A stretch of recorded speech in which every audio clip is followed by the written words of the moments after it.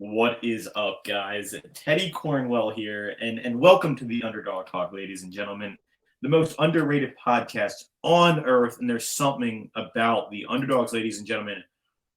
But I mean, I'm smiling already. I mean, we have an absolute beast on the Underdog Talk, and I don't want to, expose David, but his audio wasn't working. And as a joke, I called him small. But I mean, you guys, he is not looking small at all. I mean, he is the OG giant killer. Excuse my heightness, the one and only Mr. David Henry.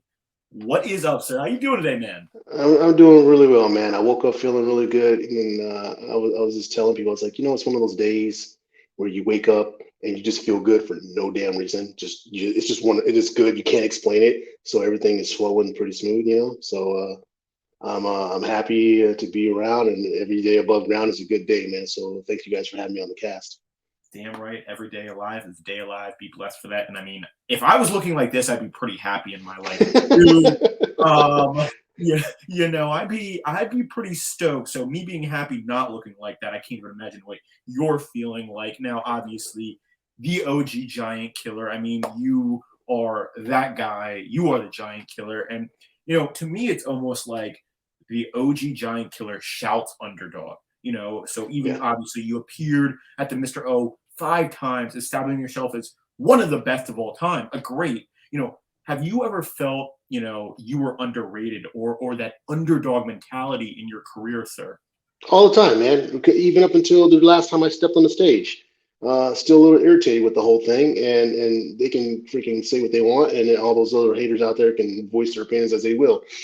I have not been compared with the top guys up there. It seems like every time they want to downplay my placing, they want to say, you're getting older. Fuck all that. And you know what? The oldest dude on stage was not me, so they can suck a freaking dirty bag of dicks. And that's how that's going to go. Because as I see it, at 48 years old, yeah, 48, I was not the oldest dude on the stage. Just turned 48 last month. See, so in the midst of all the heyday, what's the oldest dude out there right now is 51, 52 years old? Really? Because they're probably phasing out age, my ass.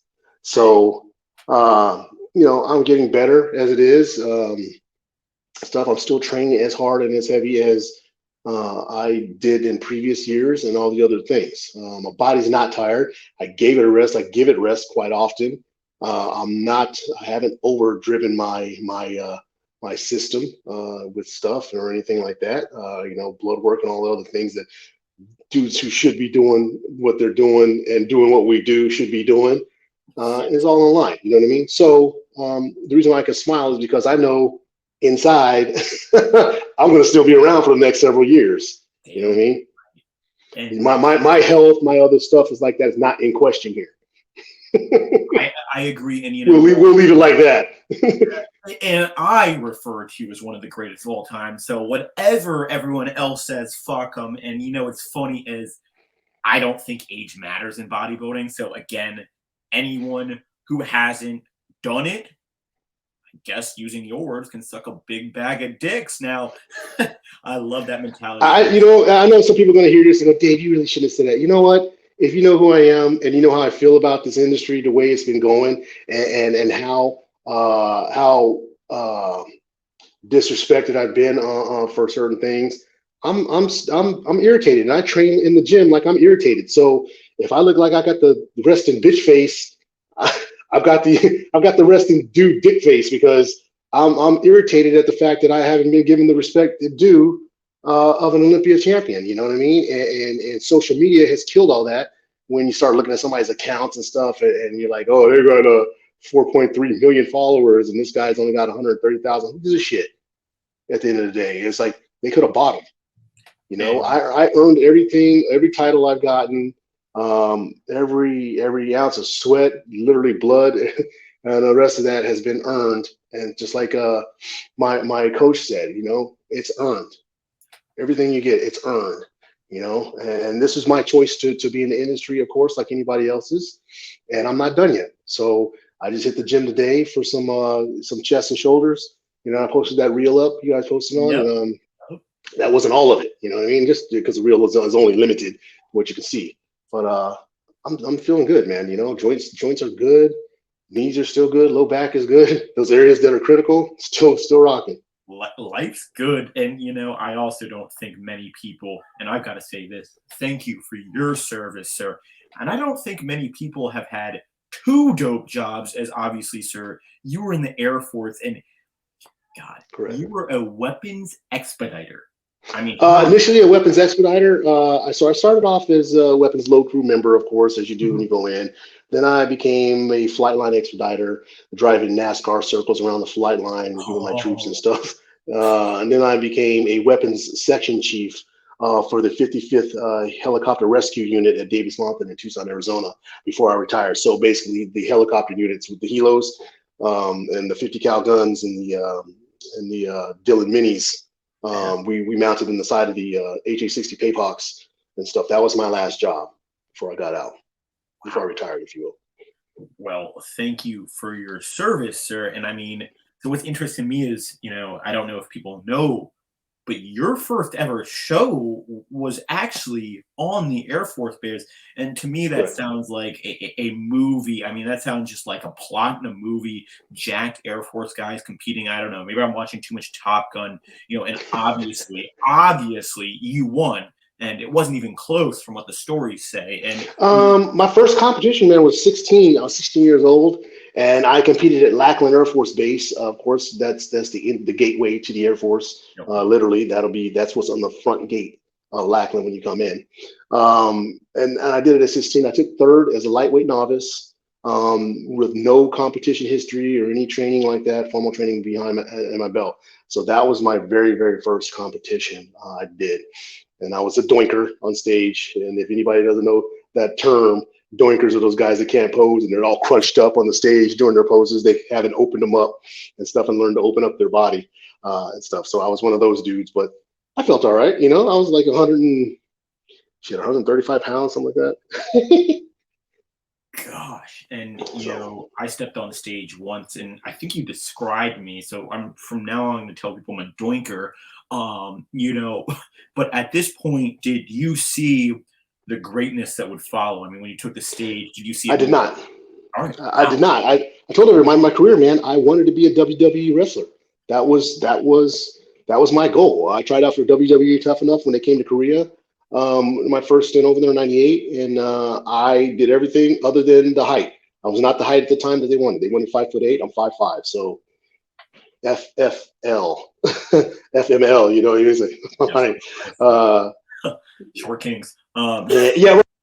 Short. That's what killed my dreams and ambitions to become the next WWE superstar, because I believe highly that I could have been great in that industry as well. I know they got Rey Mysterio and stuff, but hey, actually Rey's not that short. That dude is 5'8". So, I wouldn't have been what they wanted at the time, which is fine. And I just found the second niche was bodybuilding by default. My body just responded well. Oh shit! I'm 5'6". I thought I was always bigger, taller than Rey Mysterio. But you telling me that Rey Mysterio is taller than me kind of just shatters my ego to a point of not coming back from that. I mean, I thought that little shit was like 5 foot or something. No, the rest of them, man, if you see the WWE wrestlers like Sheamus and the rest of those guys, because they come here to Massachusetts, to West Side Gym, the powerhouse over here, when they come into town, and that's where they train. And that's where I coach and train my people as well. So when they come into town, they're actually some really tall dudes. It's hard to miss them in a crowd. Yeah, and it's almost like your height was a destiny in a sense, as obviously you became an IFBB pro, you rocked and rolled. What was that feeling of finally hearing your name, sir, David Henry, as an IFBB pro? What was the emotions like? Oh shit, man! I think my wife was there, of course. No, wait, 2002. It was 2002. Sorry, my parents were there and stuff, and they saw me win this. And I don't know, man. It was just crazy. I got straight ones across the board. I still have the printout, the original printout from the scorecards at the time. Tricky Jackson was on stage with me. Eric Bowie. Wow. Garrett Allen. All those guys who are now pros and probably since retired. But either way, those are the names I competed against. And I believe there was 21, I think, in my category at the time, bro. And I took straight Unos across the board.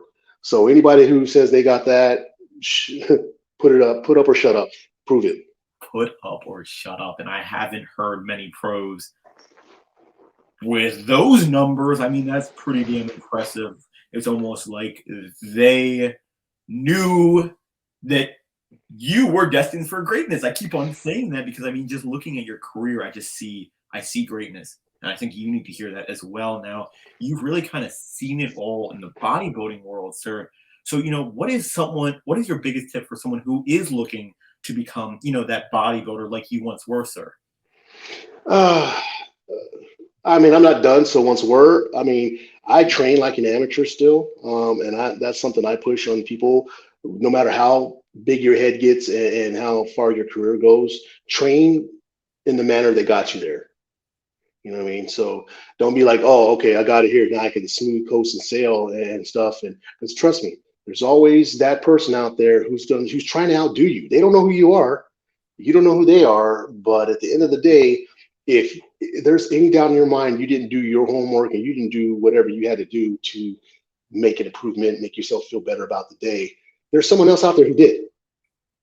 Because it's similar to what I tell people when, like, you go to a relative's house and here you are in full mode contest prep. You got your container like the jackass bodybuilders that we do. We take our food everywhere, right? So you're sitting at your in-laws or whatever, and everybody's like, oh, you can have one piece of pizza. It ain't going to hurt you. By show of hands, I'm sure everybody listening to this podcast will go, oh, hell, yeah, right? No shit. Similar scenarios everywhere. It's not going to hurt you. You're right. In my mind, it's not going to hurt me because I know how far my body has gone and what it's capable of. And in their mind, what's it to you, what's it going to hurt? But you should know that also it's an integrity thing with yourself. It's like, man, if you have script on this and you've cheated on the diet on this, and that competitor out there that's on your stage with you, that's going to beat you or who's already in number one, you're trying to get there, has done his homework. He didn't have the mental breakdown to say, yeah, I'll eat that piece of pizza. It ain't going to hurt me. You know what? At the end of the day, it's what you're comfortable with, and I'm not cool with that. So if I'm full on diet prep, I told people, I said I could have a beer a Saturday night or a few beers the Saturday night. I said Sunday morning when it's contest prep day one, all that shit goes in the refrigerator or in the garage or whatever. It sits there. You can ask my wives, man. They'll tell you, like, yeah, he's that robot. He's that mechanical dude that will put that stuff aside, will not look at it for 12 to 16 weeks when it's all done. And that's to just me, that just comes to how bad do you want it? And I think you mentioned it. Do you want it more than the guy next to you on the right and left? And that's what it comes down to. And, obviously, you've been part of two of the most, grueling mental organizations, I want to say, in the world. The U.S., obviously, military, and then bodybuilding. So what was one thing you learned about yourself from bodybuilding and then being in the Air Force, David? Well, considering for the military itself, man, it definitely the discipline, the camaraderie, the self accountability and stuff. Because if you don't do what you're supposed to do in any branch of service, when it's concerning heavy machinery, munitions, ordnance, and anything like that, someone's going to get hurt and or killed, to include yourself. Or you can cause a real catastrophic accident. So, paying attention to detail and things like that is probably, left over into the bodybuilding world as well, man. You're looking at that diet. You're paying attention to stuff. You are that person weighing everything out. You're calculating all your stuff. You're timing things and stuff because, no, it's not uber critical. If you miss it, someone's going to hurt and or die, but you're gonna feel it in yourself that you didn't do what you're supposed to do. So again, all choices, everything in life is a choice. So I chose to raise my hand and defend the country in whatever mode and method happened and stuff, whether people agree with it or not. I chose to step on the stage and do to myself what others calls extreme body modification, if you will, and I'm still doing it. So I'm comfortable with those choices. Hey, that's the only opinion that matters, obviously. Now, do you think being in the Air Force helped you as a bodybuilder? Oh, yeah. Yeah, it did because, again, I carried both both sticks, with each other, because at work and every day I went to work, everybody's always asking me the fitness questions and stuff, and oh, just give it to Sergeant Henry, he can lift it, he's fine, that kind of stuff, or oh, it stinks in here, he must have farted. Like, dude, stop. The protein farts, right? So I'm like, come on, you guys. So that kind of stuff also went into bodybuilding, because I carried myself at a higher level, not cocky wise, but arrogant wise or anything like that, than others, because of my branch of service and the fact that I'm trying to be above reproach, because I do my job in the military to where when I roll out on leave, there's no question that I didn't leave something that someone had to take up the slack for. You know what I mean? When I go on leave for a week or two and around the world and country and stuff like that, they have to go, oh, Sergeant Henry left us a mess, now we got to clean it up, kind of stuff. Nope. I tied up my ends, went and did my competition, did whatever, and I was back at 6 a.m. roll call Monday morning with my coffee in hand, like every other NCO, getting ready to rock the rest of the week. They didn't need to blame you for the protein farts. That oh, they do, man. Every time you got a stinky smell going around in there, they look at the big jack bodybuilder like, oh, dude, roll, seriously? Like, whoa. That's messed up, man.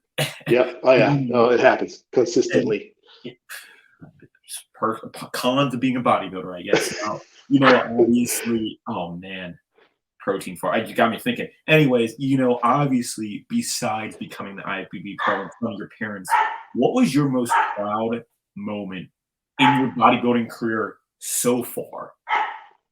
That was, so far. Of course, that's going to be the 2005 Olympia wild card, winning that one straight across the board, hands down, number one, no other second, third, or fourth place, becoming the giant killer at that time. It wasn't something. So let's put this little knucklehead to rest with stuff of the giant killer moniker. First one was Danny Padilla, and more power to him for that stuff. He was the original.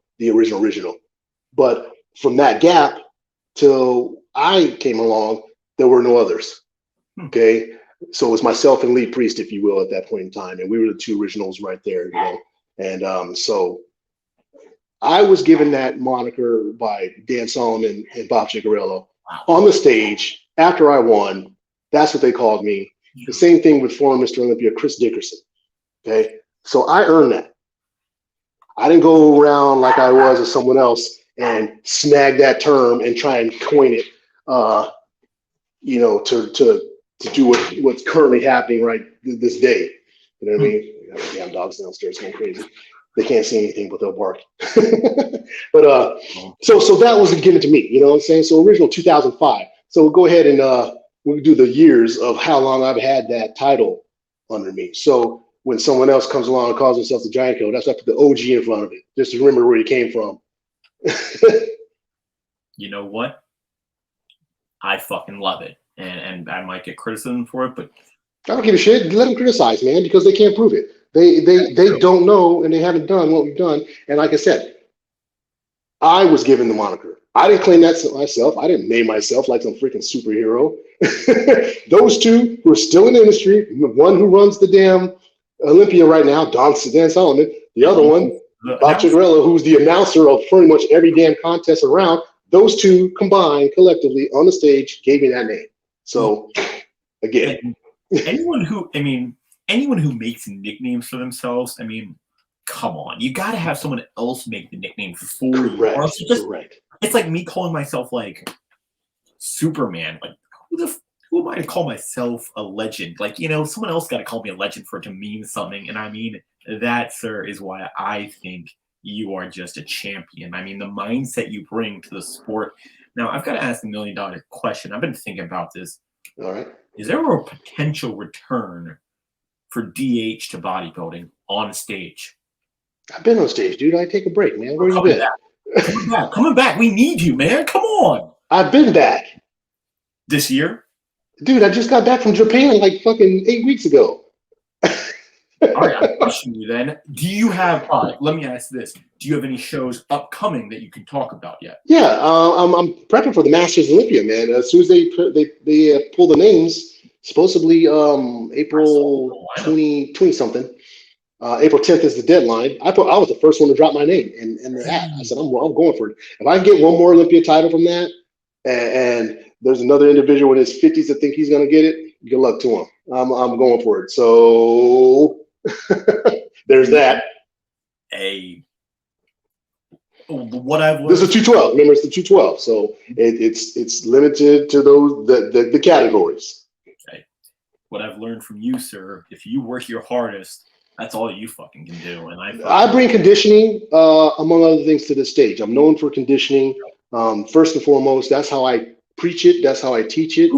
That's my clients, all my clients. That's what they're going for. We won't be the biggest dudes on the stage, but God damn it, if you turn around and be like, holy shit, where's that muscle? What does that one do? You know, that's what we're gonna look like. We're gonna look like a cartoon on stage before we hit a pose. That is the goal. Bringing the cartoon to the stage. And I mean, I thought I was looking at Popeye the fucking sailor, the cartoon, when I pulled that picture up, sir. I mean, God. Now you got me thinking about cartoons, David. I truly appreciate you taking, you know, the I'm around, brother. I've been around. I was all last year. You know, I competed all last year. You know, I was the UK Arnold 212, took third there. Second there. I was, you know, in Japan here recently. You know, and I was also before that in Ireland and stuff as well. For the stuff. So I haven't been gone, bro. I'm not gone. Just because I refuse to step on the Olympia stage and be disrespected again doesn't mean I'm gone. That's fair. The Masters Olympia, hopefully that's a different genre. Because there's no way, even at my best, and you know, this was a family chat, you know, we're sitting there going, damn, Dave, even at your best, you step on that Olympia stage, they're not going to give you what you're due. They're not going to give you what you deserve. And you know what? Sitting here right now on the outside guy looking in, I believe they're right. It doesn't matter what I do, it seems like they come in looking like they always want to try and compare to some previous year. You're supposed to judge the individual on what they look like that day against everybody else. Stop pulling the bullshit and going with how they look fucking 10 years ago. So what? 10 years ago, there was a whole different line of bodies up there. Judge them across the way as they're supposed to be looking right now. Okay. And I don't know if it was Nathan Diasha who's on my podcast or someone was saying, cut the faces off. Don't look at the faces. Look at the body down. Don't judge by who the person is, what their social media is. Correct. Judge by the body on the day of it. It's bodybuilding, goddammit. It's not freaking social media building. Agreed. When, you know, funny enough, Ian Harrison was on, a legend in the industry. He goes, I couldn't do it anymore. I could not do it. It was bullshit. The politics were there. No fair chances. You know, it's who's going to be the best on the day of. Nothing else. We need to compare nothing else. Correct. On that. Correct. Yeah, if you had ripped glutes 5 years ago and you don't have ripped glutes now, but you still clearly are the hands down, if given no one else input, and they look at and they see that's the person in the center they think should win it, that's how it should be. It doesn't matter if you didn't gain the same graininess condition of back then and all this other stuff. Your body changes, damn it. Your body is not the same every year. The same diet plan, the same protocols that we use, stuff do not translate over into your current time. So you got to make modifications and change. Sometimes you're like a magician, man. You're throwing crap against the wall to see what sticks. And then once you get one, you use it for that year, and hopefully it pans out. If it doesn't, if you still got more time, come back and try and do it again. Sometimes it's probably just like an extra couple weeks. All you need of leaning it down and stuff. You know, I personally, from my coach's standpoint, we try and be ready at least 3 weeks out to where that's it. You just coast in. And I mean, you certainly did coast in, and hopefully one day it's about the best person on stage. And I really do hope that, David, now before we go, the floor is yours. You know, where can we find that social media? What is that code? The floor is yours, big fella. No, I mean, everybody can find me. It's David _ Henry IFBB Pro at on IG, and David Henry the Real DH on Facebook on that. So any other accounts, of course, fake. They're not mine. If you responded to any of those corny ass ones that don't have the verification label, that's your fault. It's not me. I try to respond to most people, man, unless they're just being straight disrespectful stuff. I don't have time for that, man. Again, I'm getting older, and the older I get, the less bullshit I'm willing to put up with from anyone on anything. It's just called being respectful, Yeah. you know. Again, we've all messed up in life with certain things. I don't need things blown up in my face. Just like I'm trying to bring up everybody's past of the stuff. He's like, dude, settle down. If you got a legit question or comment or something like that, then make it and stuff. Don't sit behind a keyboard and be a coward and stuff and start typing stuff. Because not one time in my 20 years, I'll tell you, have I met anyone who said, you know what, I was the guy that told you to X, Y, and Z. Because you know why? They don't have the balls. They just don't have the balls. And I'm going to call them out right now. You don't have the sack to come up and say that stuff in any of these pros' faces. And the ones that have, I think William Bonnet was one of the ones that lit one of the dudes up, didn't he? Yeah, I think so. So trust me, I grew up and I wasn't always a bodybuilder. So you come with that and you be disrespectful in front of me and my family, you're going to get dealt with. And don't play the victim. Don't play the little freaking pansy. What did I do? You know, there's two sides to every story. So be cool, be respectful, man. And I'll give you that back to you. Respect is earned as well. And disrespect will get you dealt with. And that's just, it's pretty simple. So accept your consequences for what you do in life. You know what I mean? Damn right. And, you know, we had Bonek on the show, and you would never think he would be a person to snap back. But, you know, when you talk to people have their limits, man. People have their limits. And I tell people all the time, I'm like, you never know who you're going to run into that day when you're just one of those ones that like to run off at the mouth, but somebody ain't going to lose their shit and pull a freaking falling down Michael Douglas on your ass. You know? And so, you ever seen that movie Falling Down? I have, actually, yes. Oh yeah, he said, you know what? I've had enough. I thought you were going to say like some wrestling move, David. Honestly, no. It could be that too. It could be that too. Man, I'm in Western Massachusetts, man, and I'm around the number 2 most violent city in the Northeast. You know, Springfield, Massachusetts, for raising families and stuff. So I conceal carry on a daily basis. For those that know, don't know, and do know. I've worked in a gun store as an assistant manager for the last 7 years. And I've heard and seen a lot of crazy shit around here, man. I carry a firearm on my person on a daily basis. For those that don't know, it's in my gym bag too. So play it if you will. They're everywhere. Okay. So I'm not playing around. My self-protection, my family's self-protection, those that I love and care for are always going to be protected. Okay. And all these school shootings and stuff like that, it's a goddamn shame. But it's us, the legal gun owners, that are being put in the highlight, like hot seat. Like, dude, no, we got a mental health problem in the United States. We need to take care of these people and get them the help they need and keep them from doing the crap that they're doing right here. They're not worried about the Dave Henrys. I'm good. They're worried about those unhinged individuals out there that just can't get a grip on life, man. I it's a big advocate for mental health. You know, I can speak on that. I think it's so, especially for men, especially bodybuilders. My own, man. I'm struggling with my own stuff, and I would tell people I'm undergoing some stuff in transition in life right now too, where mental health has been a big deal, especially in the military. It's a stigma. You know, you gotta man up and get some help when you freaking need it. Unfortunately for me, it's costing me a lot more this time around than previous. And I won't talk about that, but it sucks. But I'm getting the help and stuff. So I want to continue on, on the stage and in life and stuff like that, and try and be a little more mentally healthy. You know what I mean?